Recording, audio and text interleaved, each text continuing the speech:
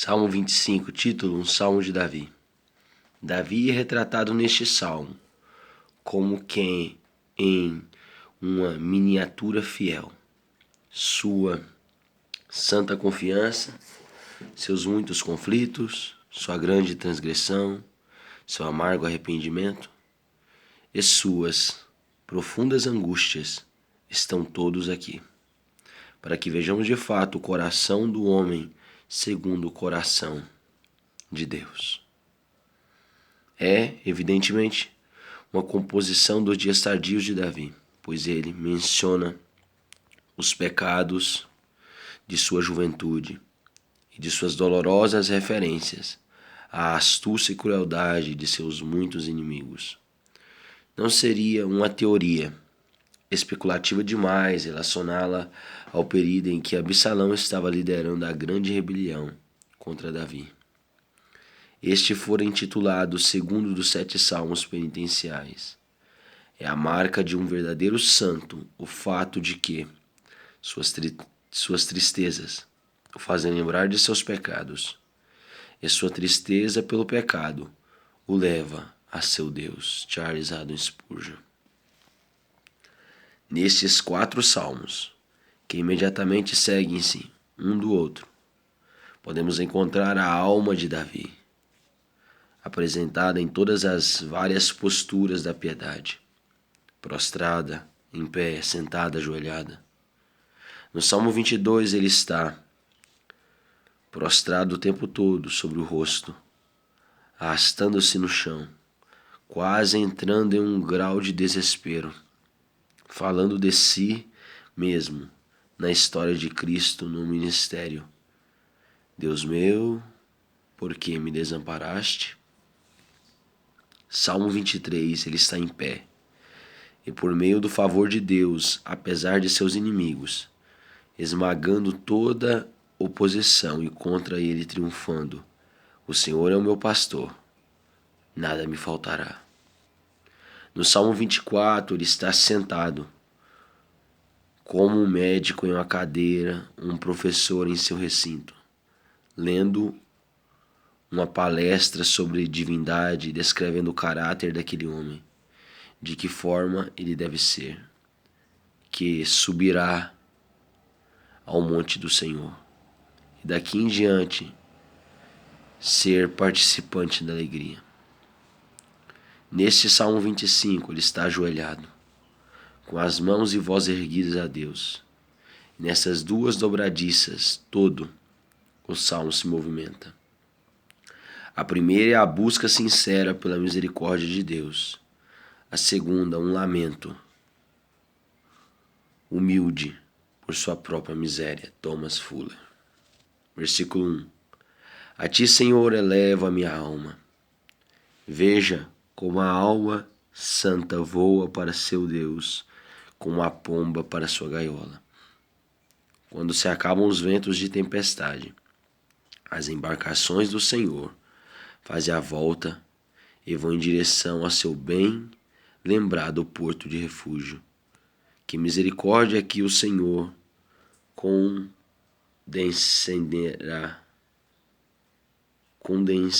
condescenderá em ouvir nossos clamores no momento de dificuldade. Ainda que tenhamos quase nos esquecido dele em nossas horas de extravagante prosperidade.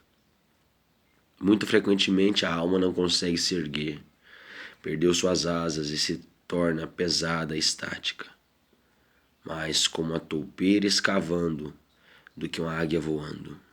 Em épocas de tanto embotamento não devemos abrir mão da oração, mas devemos, pelo auxílio de Deus, exercer todas as nossas capacidades para elevar o nosso coração. Deixe que a fé seja a alavanca e a graça o braço, e assim a massa morta será remexida. Mas como já foi reerguida esta massa?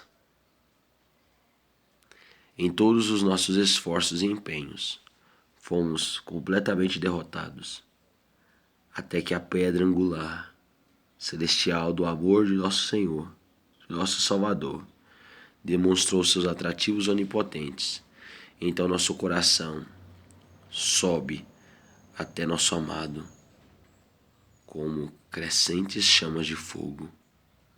Charles Haddon Spurgeon. O elevar do coração pressupõe um prévio abatimento da sua alma.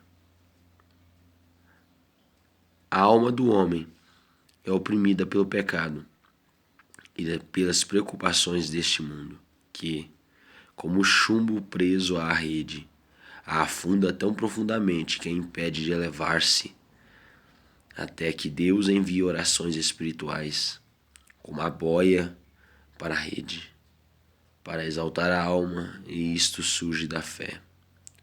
Como a chama surge do fogo, a fé que deve ser liberta dos cuidados seculares e de todas as coisas que a pressionam para baixo, o que nos revela que os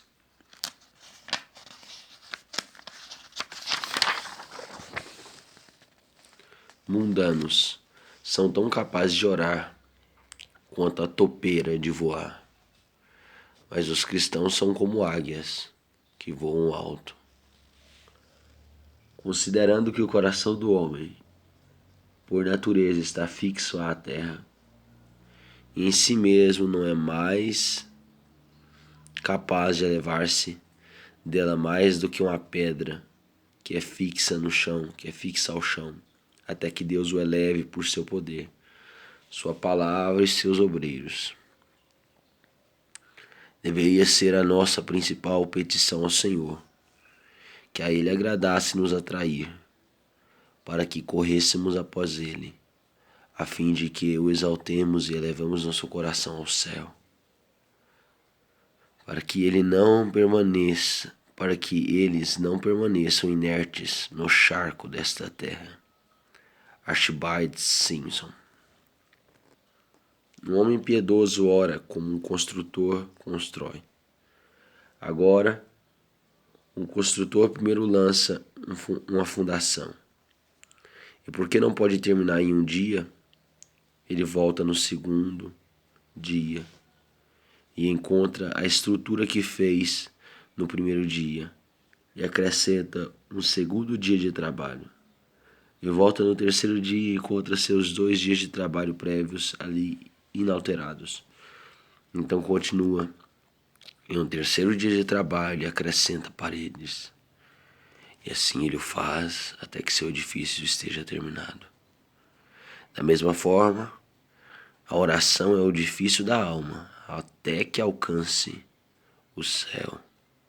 Portanto, um coração piedoso ora e alcança as alturas, e mais alturas em oração, até que finalmente suas orações alcancem Deus.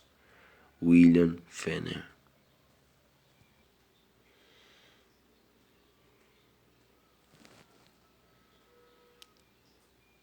Uma oração sem intenção de afeição é como um corpo sem alma e, portanto, sua devoção é meramente externa.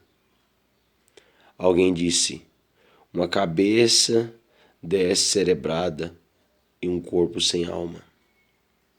Visto que este povo se aproxima de mim, e com a sua boca e com os seus lábios me honra, mas o seu coração está longe de mim. Isaías 29:13. O homem carnal tem tanta capacidade de elevar seu coração em oração como a toupeira tem de voar. Para Davi, esta é uma tarefa difícil, considerando que o melhor coração é grumoso e naturalmente pesa até o declínio, como o funcionar de um relógio, como o chumbo de uma rede. Portanto, desembaraçemo-nos de todo o peso e do pecado que tenazmente nos assedia, e oremos a Deus para que nos atraia para si, como a pedra angular faz com o ferro. John Trapp. Deus meu, em ti confio. A fé é o cabo que prende nosso barco à costa, e ao puxá-lo nos aproximamos do solo. A fé nos une a Deus e, em seguida, nos aproxima dele. Enquanto a âncora da fé permanecer, não há medo ainda que na pior tempestade. E se isso nos falhasse, não haveria mais esperança. Devemos garantir que nossa fé seja sã e forte, pois caso contrário, a oração não terá êxito com Deus. Ai do guerreiro que lança fora seu escudo. Que defesa pode haver para aquele que não encontra defesa em seu Deus? Charles Haddon Spurgeon. Versículo 3. Com efeito, dos que em ti esperam, ninguém será envergonhado. O sofrimento expande o coração a desenvolver o poder da empatia. Se orarmos avidamente por nós mesmos, logo esqueceremos os nossos colegas sofredores. Ninguém se compadece do pobre como aquele que o fora ou ainda são pobres. Ninguém tem tamanha sensibilidade pelo doente como aqueles que por muito estiveram enfermos. Devemos ser gratos por tristezas ocasionais se elas nos preservam da crônica dureza de coração. Pois de todas as aflições, o coração cruel é a pior. É uma praga a quem o possui e um tormento para aqueles ao seu redor. Envergonhados serão os que, sem causa, procedem traiçoeiramente. Davi não havia provocado seus inimigos. O ódio deles era gratuito. Os pecadores não têm razão justificável ou desculpa válida para transgredir. Eles não beneficiam ninguém, nem mesmo a si próprios, com seus pecados. A lei contra a qual transgridem não é severa ou injusta. Deus não é um governante tirano. A providência não é escravidão. Os homens pecam porque desejam pecar, não porque seja proveitoso ou sensato fazê-lo. Portanto, a vergonha é a sua recompensa adequada.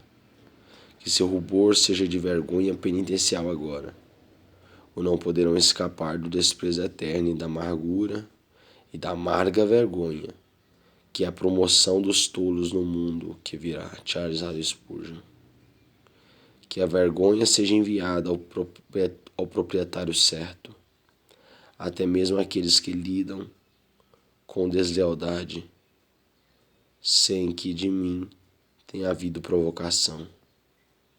E assim o foi. Aitofel esforçou-se. Absalão foi suspenso pela mão de Deus e despachado por Joabe. Dentre as pessoas que conspiraram contra ele, algumas pereceram pela espada e outras fugiram para casa, muito envergonhadas de sua empreitada. Oh, o poder da oração! O que não terão os santos caso peçam? John Trapp. Versículo 4. Faze-me, Senhor, conhecer os teus caminhos. Ensina-me as tuas veredas. Há os caminhos dos homens e os caminhos de Deus, as veredas do pecado e as veredas da justiça. Aos seus caminhos e aos meus caminhos. Os seus caminhos são de verdade, os meus de erro. Os seus são bons aos seus olhos, e os meus são bons aos meus olhos. Os seus são os que levam ao céu, os meus ao inferno. Portanto, faze-me, Senhor, conhecer os teus caminhos. Ensina-me as tuas veredas, para que eu não confunda meus caminhos com os teus. Sim, guia-me na verdade e ensina-me, para que não me afaste dos teus caminhos e ande nos meus. Faze-me, Senhor, conhecer os teus caminhos. Pelo ministério de tua palavra, ensina-me as tuas veredas. Na orientação do teu Espírito, guia-me na tua verdade, pelo auxílio de sua graça, pelo auxílio de tua graça. Robert Mosso, versículos 4, 5 e 9. Faça o que você sabe e Deus o ensinará o que deve ser feito. Faça o que você sabe que é sua tarefa atual e Deus o informará sobre sua tarefa futura, quando o momento chegar. Decida evitar omissões conhecidas e Deus o livrará de incumbências temidas. Samuel Annesley, em Exercícios Matutinos, em Cripplegate. Versículo 5. Guia-me na tua verdade e ensina-me. Davi sabia muito, mas sentia sua ignorância e desejava permanecer na escola do Senhor. 4 vezes nesses 2 versículos, ele se inscreve para uma bolsa de estudos na Faculdade da Graça. Seria bom para muitos cristãos se, em lugar de seguir seus próprios mecanismos, encontrar novos atalhos de pensamento para si, investigassem os bons e velhos caminhos da verdade de Deus e suplicassem ao Espírito Santo que lhes desse entendimento santificado e espírito ensinável. Charles Haddon Spurgeon. A alma que é insaciável em oração continua se aproximando de Deus. Ganha algo, chega ao fim com o coração elevado. Como uma criança que vê que a mãe tem uma maçã em sua mão e, desejando comê-la, irá e puxará a mão de sua mãe. A mãe solta um dedo, mas ainda segura a fruta. A criança então puxa novamente e agora a mãe solta o outro dedo, mas ainda segura a fruta. A criança então puxa novamente e não deixará de puxar e suplicar, até que consiga o que quer de sua mãe. Então o Filho de Deus, vendo todas as graças que estão com Deus, se aproximando do trono da graça, implorando por elas e, por meio de suas orações sinceras e fiéis, abre as mãos de Deus a ele. Deus trata com ele como um pai com os filhos. Então ainda protela um pouco.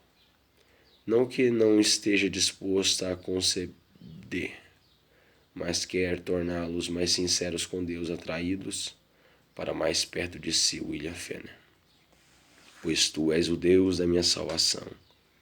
O Jeová triuno é o autor e aperfeiçoador da salvação para seu povo. Leitor, ele é o Deus da sua salvação? Você encontra na eleição do Pai, na expiação do Filho, na vivificação do Espírito todos os fundamentos para suas esperanças eternas?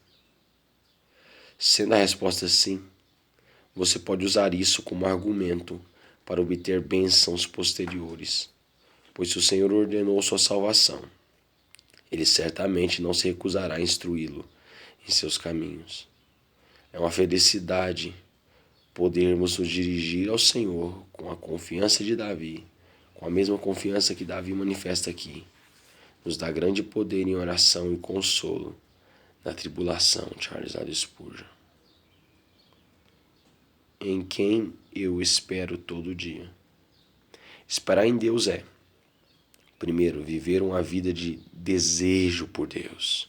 Esperar nele, como o pedinte espera em seu benfeitor, com desejo profundo de receber suprimentos dele, como os doentes do tanque de Betesda esperavam pelo agitar das águas e se aproximavam do pátio com desejo de receber ajuda e serem curados.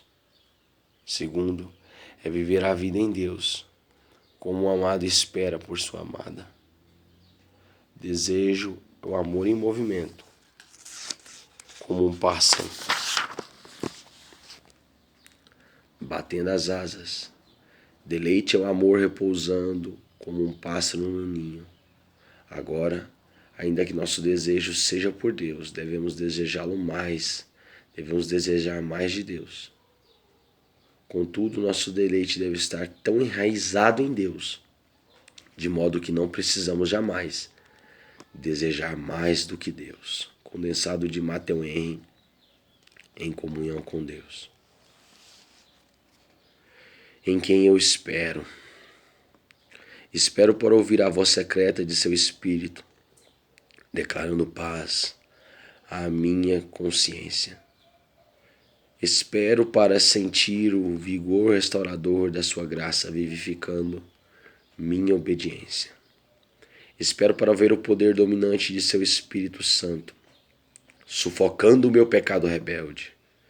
Espero para sentir a jubilosa virtude de seus consolos celestiais, revigorando minha débil alma, pois tudo isto são as bênçãos, são as suas bênçãos. Robert Morrison.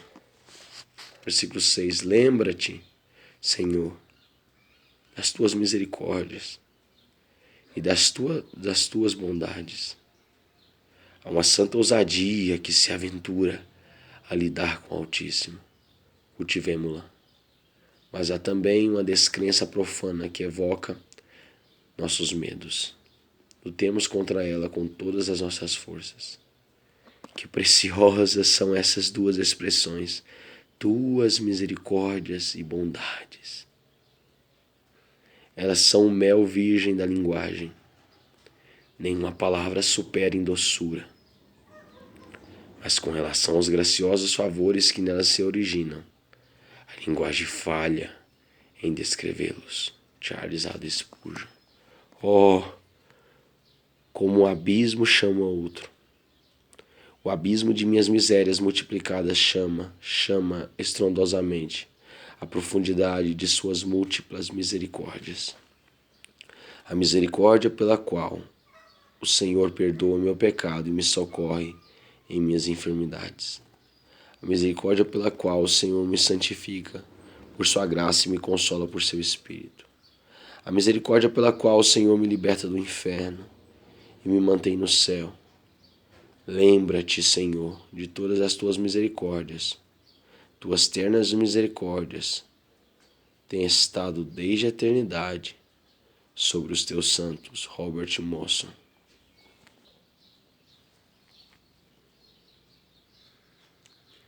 Que são desde a eternidade. Essa é a tradução mais correta. Davi cria solidamente na doutrina do amor eterno de Deus. As bondades do Senhor não são novidade alguma. Quando suplicamos a Ele que as conceda a nós, estamos apelando à prática e ao costume mais antigo. Nos tribunais de justiça, os homens valorizam profundamente os precedentes e nós podemos alegá-los no trono da graça. A fé, disse Dixon, deve fazer uso da experiência e lê-las para Deus, do registro de uma memória santificada, como um registro para aquele que nada pode esquecer. Charles Haddon Spurgeon. O amor divino é uma fonte eterna que nunca deixa de jorrar, enquanto uma vasilha estiver vazia ou possa suportar mais, e fica aberta a todos que vêm. Portanto, venha. E se você não tiver vasilhas suficientes, vá e peça emprestado vasilhas vazias. Mas não poucas, vai. Vende o azeite e paga a tua dívida. E tu e teus filhos vivei do resto. 2 Reis 4:7. Até a eternidade. Elisha Coles em Soberania de Deus. Versículo 7. Não te lembres dos meus pecados da mocidade. O mundo pisca para o pecado dos jovens e, contudo, nenhum deles é tão pequeno no fim das contas. Os ossos de nossos banquetes juvenis, à mesa de Satanás, prender-se-ão dolorosamente às nossas gargantas quando formos velhos. Aqueles que se prevalecem em sua juventude estão envenenando sua velhice. Muitas lágrimas possam molhar essa página, enquanto alguns de nós refletimos no passado. Charles Haddon Spurgeon. Antes de chegarmos ao ponto principal, precisamos primeiro esvaziar o texto do estorvo de uma contestação dupla. A primeira é esta. Pode parecer, alguns diriam, muito improvável que Davi tenha tido algum pecado em sua juventude, se considerarmos os resultados consequentes em sua juventude. O primeiro foi pobreza. Nós lemos que o seu pai Jessé era um homem velho. Não lemos que ele era um homem rico. E provavelmente seus 7 filhos eram a parte principal de sua riqueza. Segundo, sofrimento. Davi, ainda que fosse o mais novo, não era considerado o predileto, mas um burro de carga, enviado por seu pai para seguir as ovelhas grandes e as jovens, onde parece ter aprendido inocência e simplicidade com as ovelhas que guardava. Terceiro, piedade, Salmo 71:5. Pois tu és a minha esperança, Senhor Deus, a minha confiança desde a minha mocidade. E novamente no versículo 17 do mesmo Salmo. Tu me tens ensinado, ó Deus, desde a minha mocidade.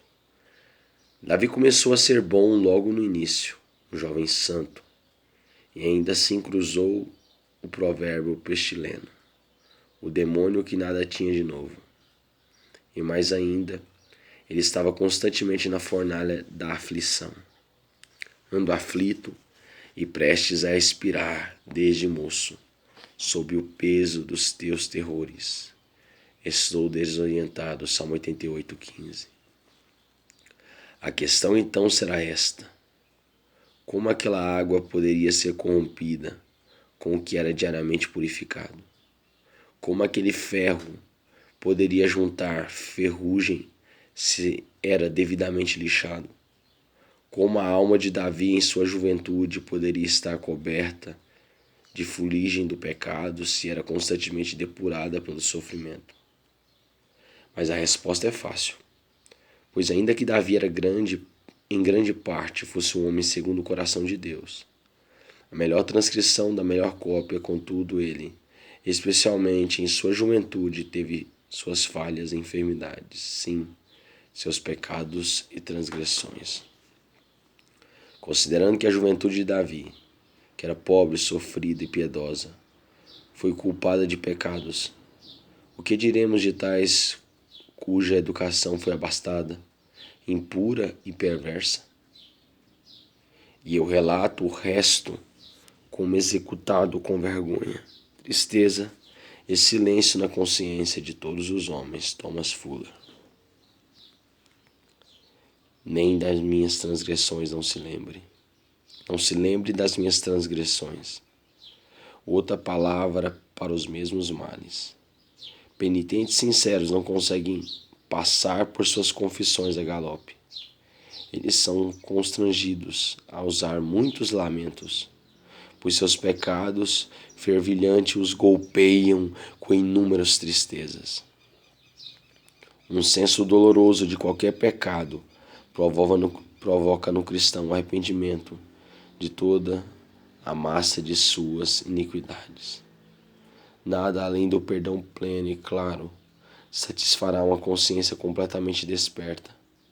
Davi tinha seus pecados não somente perdoados, mas esquecidos. Lembra-te de mim segundo a tua misericórdia, por causa da tua bondade. Ó Senhor, Davi e o ladrão moribundo respiram a mesma oração e, indubitavelmente, eles a fundamentaram na mesma súplica, a graça livre e a bondade imerecida de Jeová. Não ousamos pedir que nossa porção seja medida nas balanças da justiça, mas oramos para que seja tratada pela mão da misericórdia, pela mão de misericórdia. Versículo 8. Bom e reto é o Senhor, por isso aponta o caminho aos pecadores. É tão verdadeiro quanto maravilhoso que, por meio da expiação, a justiça de Deus pleiteia tão fortemente quanto sua graça. A salvação dos pecadores por quem Jesus morreu, para que fossem salvos. Além disso, como um homem bom, naturalmente se esforça para que outros sejam como ele.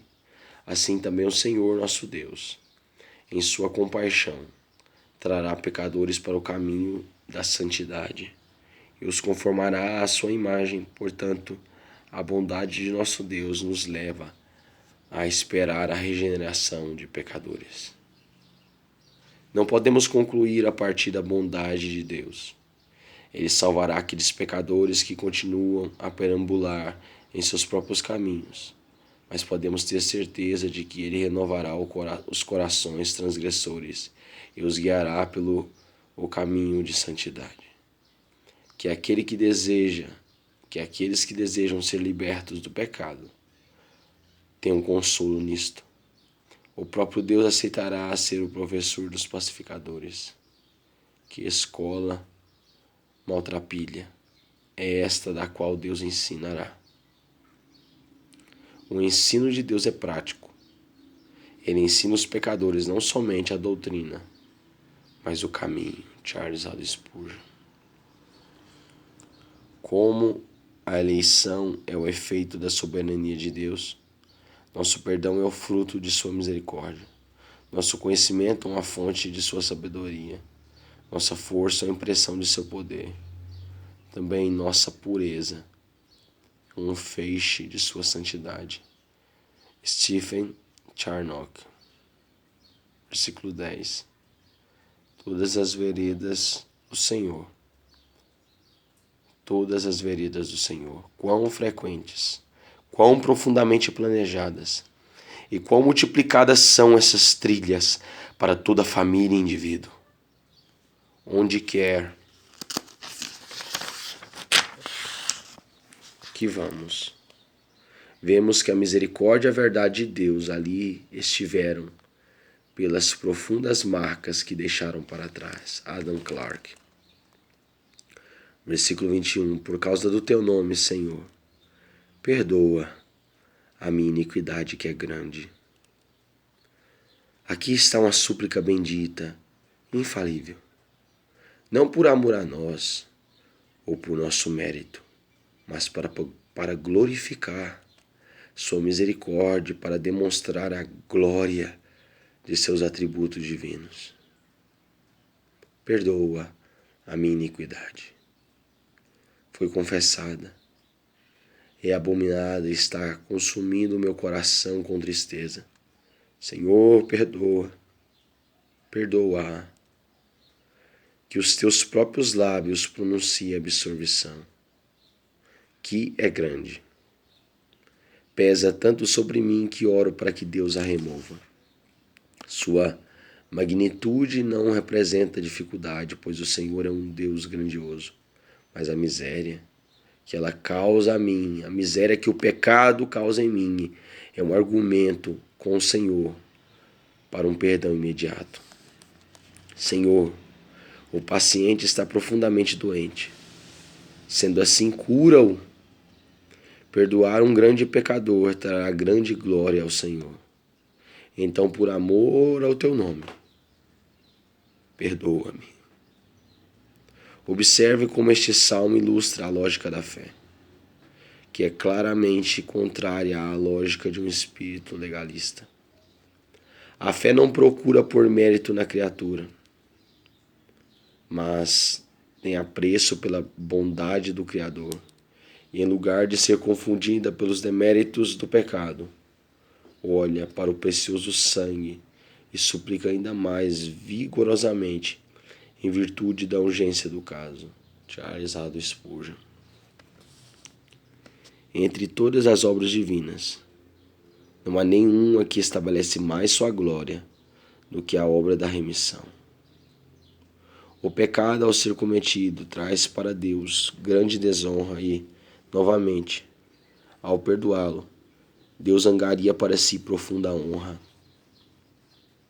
Considerando que Deus perdoa pecados por amor a seu nome, Ele estará pronto para perdoar muitos pecados, como perdoará poucos também, grandes e ínfimos.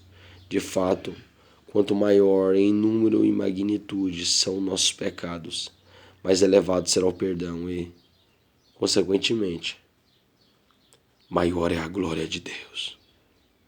Portanto, Davi, levando em consideração o nome e a glória de Deus, faz da magnitude de sua iniquidade um motivo para o perdão.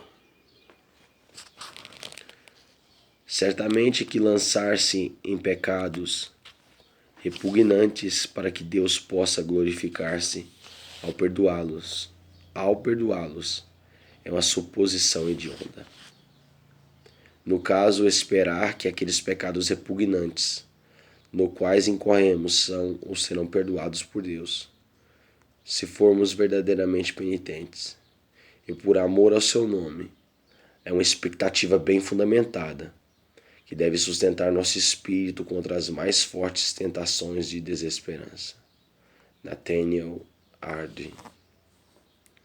Ele alega a magnitude de seu pecado e não a sua pequenez. Reforça sua oração com essa consideração. Seus pecados são muito infames. Quando um pedinte roga por pão, ele alega a magnitude de sua pobreza e necessidade. Quando o homem em sofrimento clama por piedade, que súplica pode ser mais adequada do que esta? E Deus permite tal súplica, pois é movido à misericórdia por nós, não por algo que há em nós, mas pela miserabilidade de nosso caso. É honra para Cristo salvar os maiores pecadores quando vem a Ele. Como é honra para um médico curar as doenças e feridas mais desesperadoras. Portanto, sem dúvida, Cristo estará disposto a salvar os maiores pecadores, se estes vierem a Ele, pois Ele não retrocederá na decisão de glorificar-se e não tecer o valor e virtude de seu sangue. Considerando que Cristo se entregou para redimir pecadores, Ele não relutará em mostrar que é capaz de redimir ao máximo. Jonathan Edwards. Primeiro, pecadores que vão a Deus procurando perdão. Consideram de fato grandes os seus pecados, porque diante do Deus grandioso, grandioso em poder, grandioso em justiça, grandioso em santidade, eu sou um verme e, no entanto, peco e faço com ousadia contra esse Deus tão grandioso. Eu faço com ousadia diante desse Deus, eu faço com ousadia contra esse Deus tão grandioso. Pois um verme ergue-se contra o Deus grandioso e infinito. Isto torna todo ínfimo pecado, todo pequenino pecado, grandioso e pede grandiosa vingança de um Deus tão grandioso. 2.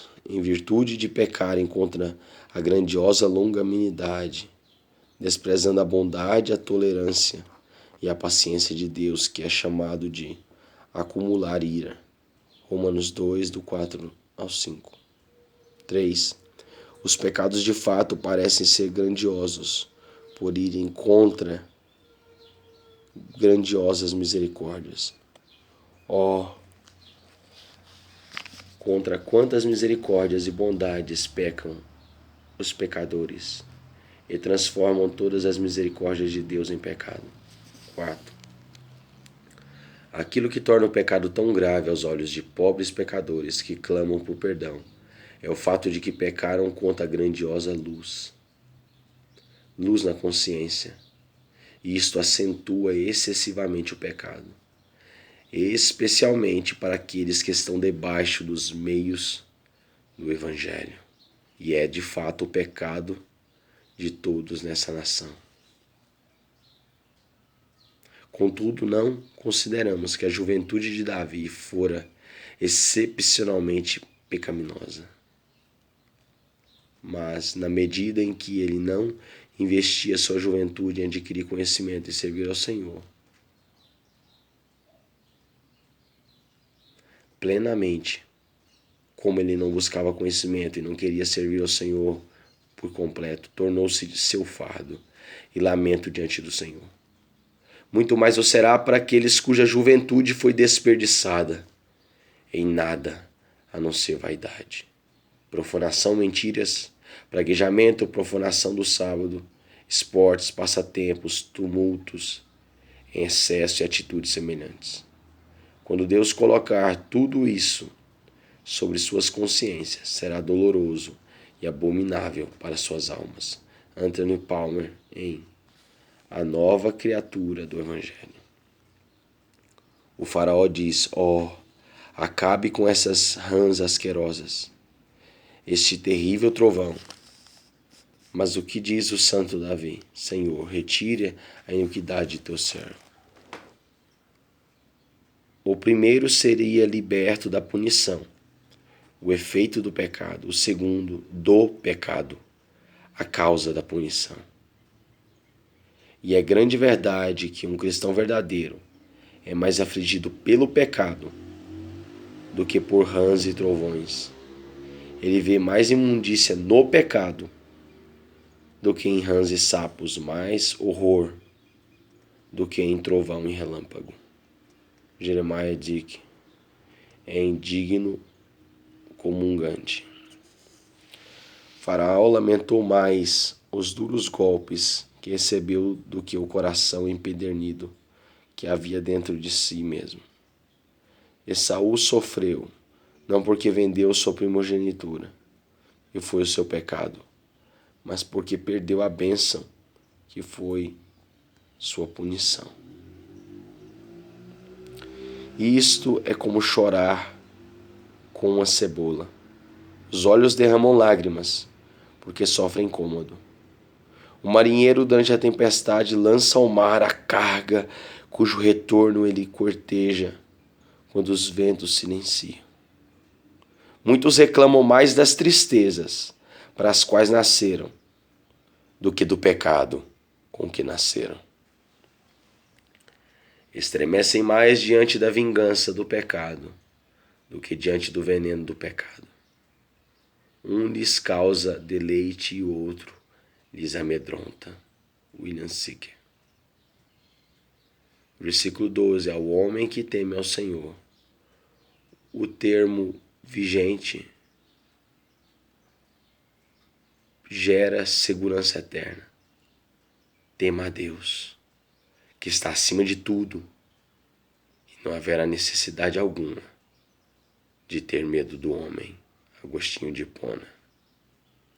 Ele o instruirá no caminho que deve escolher. Aqueles cujo coração é reto não errarão ao ansiar, a desejar por direção celestial. Onde Deus santifica o coração, ali Ele ilumina a mente. Todos nós desejamos escolher nossos caminhos, mas que misericórdia quando o Senhor direciona essa escolha e faz do livre-arbítrio a boa vontade. Se fizermos a nossa vontade tornar-se a vontade de Deus, o Senhor permitirá que tenhamos o que desejamos. Deus não viola a nossa vontade, mas deixa grande parte para escolhermos, mesmo assim. Ele instrui nossas vontades e assim escolhemos aquilo que é agradável aos seus olhos. A vontade deveria ser sujeita à lei, a um caminho que deveríamos escolher, mas tão ignorantes somos que precisamos ser ensinados e tão voluntariosos que ninguém, exceto o próprio Deus, pode efetivamente nos ensinar. Charles Haddon Spurgeon, versículo 13. Aquele que teme a Deus não tem mais nada a temer. Na prosperidade repousará sua alma. Ele se abrigará no quarto do contentamento. Pode-se dormir tão tranquilamente na pequena cama colocada num canto como na grande cama de Warren. uma cama extremamente grande de carvalho com um dossel. Armação de maneira esculpida, com marqueteira, coberta com tecido, com capacidade de alojar pelo menos 4 casais. Não é a abundância, mas o contentamento que concede o verdadeiro repouso. Charles Haddon Spurgeon. O temor santo de Deus destruirá todos os medos pecaminosos dos homens. Como a serpente de Moisés devorou todas as serpentes dos feiticeiros. Robert Mosson. Versículo 14. O segredo do Senhor é para os que o temem. Almeida Revista e Corrigida.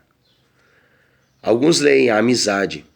Significa relação familiar, intimidade, confidente, comunhão estreita. Este é um grande segredo.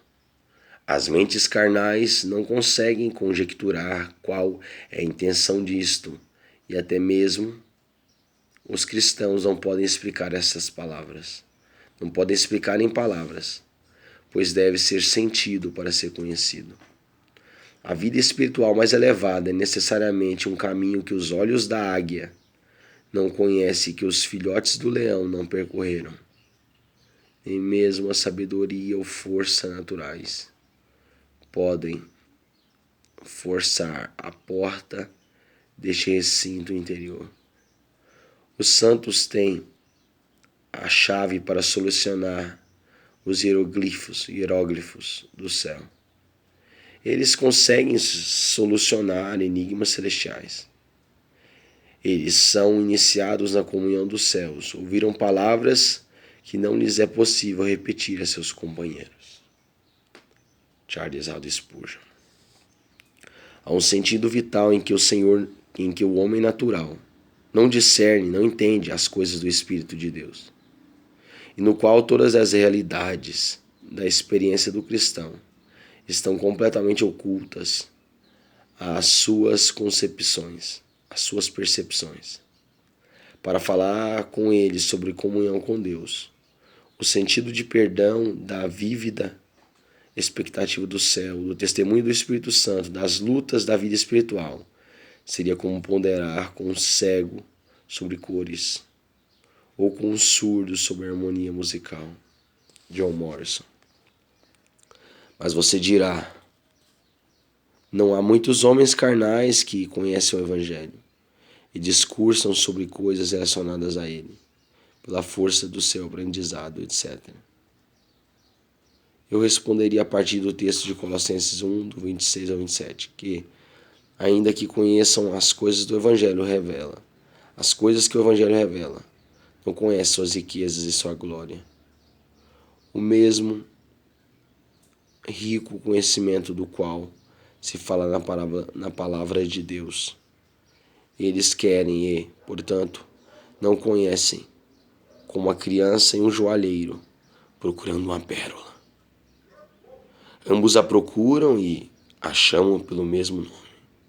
Mas a criança ainda não conhece a pérola, em seu valor e riqueza, como o joalheiro a conhece, e por isso não se pode dizer que a criança conhece a pérola. Thomas Goodwin. Caminhar com Deus é a melhor forma de conhecer a mente de Deus. Amigos que caminham juntos comunicam seus segredos um ao outro. O segredo do Senhor é com aqueles que o temem. Noé caminhou com Deus e o Senhor lhe revelou um grande segredo, a destruição do mundo e a construção da arca. Abraão caminhou com Deus e o Senhor fez dele parte de seu conselho particular. Ocultarei a Abraão o que estou para fazer. Gênesis 24:40, Gênesis 18:17. Deus, de fato, algumas vezes se revela à alma em oração e na Santa Ceia, como Cristo se fez conhecer aos discípulos no partir do pão. Lucas 24:35, Thomas Watson. Versículo 15. Os meus olhos se elevam continuamente ao Senhor. O escritor afirma estar firme em sua confiança e constante em sua expectativa. Ele olha com confiança e aguarda em esperança. Podemos acrescentar a este olhar de fé e esperança o obediente olhar de serviços, o humilde olhar de reverência, o olhar maravilhado de admiração, o aplicado olhar de meditação e o termo olhar de afeição. Felizes são aqueles cujos olhos jamais são desviados de seu Deus. Os olhos de Salomão não se fartam de ver, mas este espetáculo é o mais satisfatório do mundo. Pois ele me tirará os pés do laço. Observe a condição conflitante em que uma alma graciosa pode ser colocada. Seus olhos estão no céu, e no entanto seus pés, então, algumas vezes em um laço, sua natureza mais nobre não deixa de contemplar as glórias de Deus, enquanto suas partes mais fundamentais suportam a miséria do mundo. Charles Haddon Spurgeon. Uma pomba infeliz cujos pés estão presos na armadilha das aves. Um problema minucioso da alma, enredada nas preocupações e nos prazeres do mundo, dos quais ela deseja, pelo poder da graça, se afastar e repousar em seu Redentor glorificado. George Warren. Versículo 16. Seus olhos estavam fixos em Deus, mas ele temia que o Senhor tivesse desviado sua face dele em ira. Muitas vezes a incredulidade sugere que Deus virou as costas para nós. Se sabemos que nos voltamos para Deus, não precisamos temer a possibilidade de que Ele virá as contas para nós, mas podemos clamar ousadamente: volta-te para mim. Versículo 17. As ânsias do meu coração se têm multiplicado, Almeida Revista e Corrigida. Quando a ânsia adentra o coração, de fato, a ânsia. No caso diante de nós, o coração estava inchado pela tristeza como um lago sobrecarregado com águas de gigantescas torrentes. Isso é utilizado como um argumento para a libertação e é muito potente. Quando a honra mais escura da noite chega, podemos esperar a alvorada. Quando o mar está em seu mais baixo refluxo, a maré definitivamente deve mudar. E quando nossas lutas aumentam ao grau máximo, podemos então orar com esperança: tira-me das minhas angústias. Charles Haddon Spurgeon. Que nenhum bom homem se surpreenda por essa sua aflição ser grande e para ele de caráter inexplicável. Assim sempre o foi com o povo de Deus. A estrada para o céu é encharcada de lágrimas e sangue dos santos. William S. Plumer. Não podemos reclamar de Deus, mas podemos reclamar para Deus. Com submissão à sua santa vontade, podemos sinceramente clamar por ajuda e libertação. William S. Plumer. Versículo 18. Considere as minhas aflições e o meu sofrimento. Perdoa todos os meus pecados. Observe as muitas lutas dos santos. Aqui temos nada menos que 6 palavras, todas descrevendo um ai, desolado, aflito, ânsias multiplicadas, angústias, aflição e sofrimento. Mas o espírito submisso e fiel de um santo verdadeiro pede apenas: considera as minhas aflições. Ele não pede apenas, ele não dita ou nem mesmo expressa uma queixa. Um olhar de Deus o satisfará. e, sendo isso concedido, ele nada mais pede. Ainda mais notável é o modo pelo qual o cristão, sob a aflição, descobre a verdadeira fonte de todo o engano e lança o machado em sua raiz. Perdoa todos os meus pecados. É o clamor de uma alma que está mais doente pelo pecado do que pela dor e preferiria antes ser perdoada do que curada. Bendito é o homem para quem o pecado é mais insuportável do que a doença. Ele não esperará muito até que o Senhor perdoe sua iniquidade e cure suas doenças. Os homens demoram para enxergar a conexão íntima entre pecado e tristeza. Somente um coração ensinado pela graça consegue senti-lo. Charles Haddon Spurgeon. E pela doença da alma que Deus visita com doença do corpo. É pela doença da alma que Deus visita com a doença do corpo. Seu alvo é a cura da alma no toque do corpo. E, portanto, neste caso, quando Deus visita com doença, deveríamos pensar que nosso trabalho é mais no céu com Deus do que com homens ou físico. Richard Sibbes. Versículo 19. Considera os meus inimigos, ou olha para eles, mas com outro tipo de olhar. Como olhou através da coluna de fogo e viu os egípcios e os confundiu. Êxodo 14, 24. Com um olhar de ira e vingança. John Gill. Deus não precisa caçar muitas criaturas para punir o homem. Este o faz sozinho. Não há um tipo de criatura tão nociva para si mesma como o homem o é para ele. Algumas ferem outros tipos e poupam seus semelhantes. Mas o ser humano, em todos os tipos de lesão, destrói a si mesmo. O homem, quando em combate com o homem, é mais astuto que uma raposa, mais cruel que um tigre e mais feroz que um leão.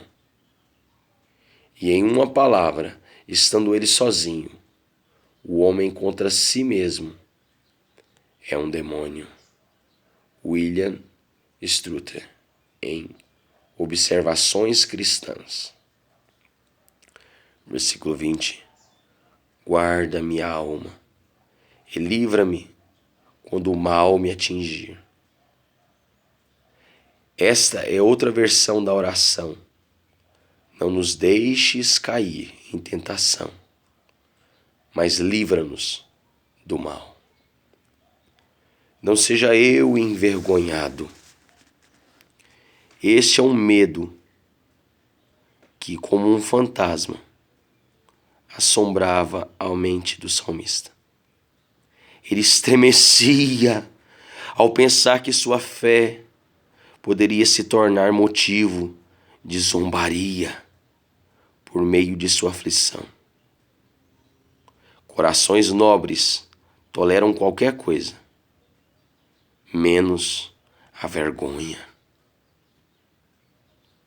Davi tinha um espírito tão cavalheiresco que poderia suportar qualquer tormento ao invés de se colocar em desonra. Charles Haddon Spurgeon.